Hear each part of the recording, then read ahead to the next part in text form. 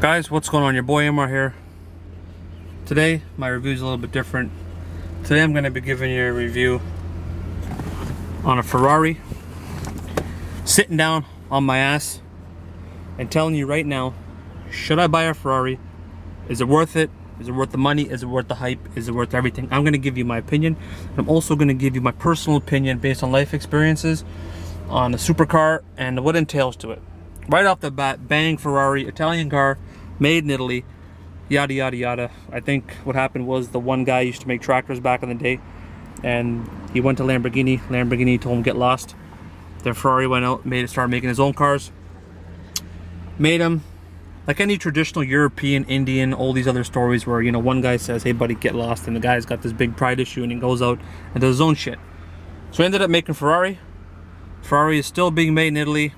Now the number one thing, okay, why does everybody want a Ferrari? No, not for the speed, not for the look, not for the history of Enzo Ferrari, whoever the hell whatever it was. Everybody buys a supercar to show off, to tell everybody, hey, I got a Ferrari, nana, blah blah blah, let me put in your face, whatever the case may be. If somebody tells you it's a long life dream, passion, supercar enthusiast, he's straight up full of shit. Okay, the guy's buying it basically to show everybody, hey, you know what, I got a Ferrari, yada yada yada. Okay, which just comes with bragging rights. You're gonna drop a couple $100K. You're allowed to, you know, talk a little bit of smack and whatever. But if you're gonna be rude and put people down and think you're king shit and do that, then you're a straight up loser, with or without a car. And in life, that's how your habits are. So that's my personal opinion. Okay, next thing about a Ferrari. Ferrari is made, basically the money you're paying is what's sitting in the back. Behind me is the engine, Formula 1 technology, racing, all that stuff. You're basically paying for an engine. Okay, so my honest opinion, is it worth it to buy a Ferrari? If you can afford to buy a Ferrari, the biggest thing with any Ferrari is that, you know what, they're all low mileage, they're all in great shape, because people drop a shitload of money, they buy them, they sit in the garage for a long time, they're scared to take them. You can't take it to Walmart, you can't take it to the grocery store, you can't do nothing with it. You basically got to babysit this car, which means that, you know what, when you're babysitting this car, you can't really do certain things. But if you want to go downtown on the DVP and pull up on a nice summer day and drive around, beautiful. Materials wise, they cheap out. A Ferrari like this is similar to a lot of other handmade cars. Basic leather, they just take regular leather, they wrap it on a panel. The steering wheel is just an everyday steering wheel. It's got paddle shifters, which are made from plastic, which are all worn to shit because, you know, they're just using cheap materials. Toggle switches look like something from Canadian Tire. It's got this little shifter here, basic buttons.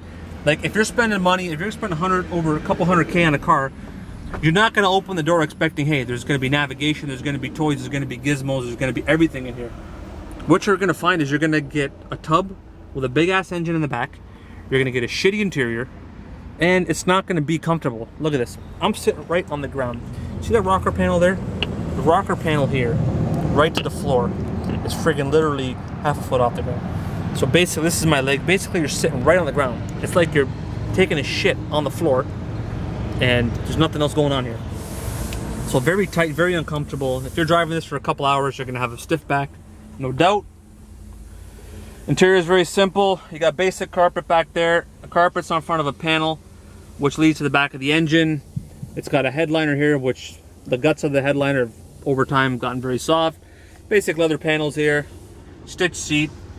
I don't care if you're 90-pound, zero-waisted woman or a 300-pound guy. These seats are gonna crack because it's leather.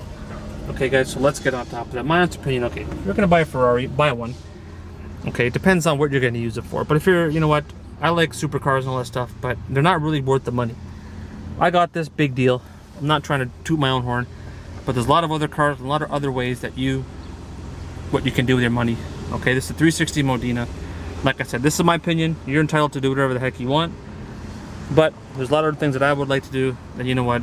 Should I buy a Ferrari? Yeah, you can buy one for the bragging rights. But at the end of the day, eventually it's going to sit in your garage. You're going to babysit it. You're not going to take it out certain days. Then you're going to, in 6 months, you're going to say, you know what? I'm going to sell this freaking car. Because, yeah, I got it. I showed it to my buddies. We were sitting at Tim Hortons. We had a coffee. Then at the end of the day, you know what? I'm out a couple $100K. I'm thinking of selling it. And I can't really do much with it. I should have made a better investment, like buying a house or real estate or whatever. So you know what, guys? We all got that itch. I'm sure that at some point in our life, we all wanted that supercar. We all wanted to do all that. And you fulfilled your dreams. And a lot of celebrities and people like that, you know, they got one car, but then they ended up buying this and that, and then they realize, you know, they can't make the payments because they blew all the royalty checks and certain things, and then they're gonna end up selling the car. But I had this car for a long time. I don't know if I'm gonna sell it or not. But I gave you my honest opinion of being a Ferrari owner from beginning to end. What it felt like in the beginning and what it felt like in the end. And the most critical thing is that. And thanks for watching.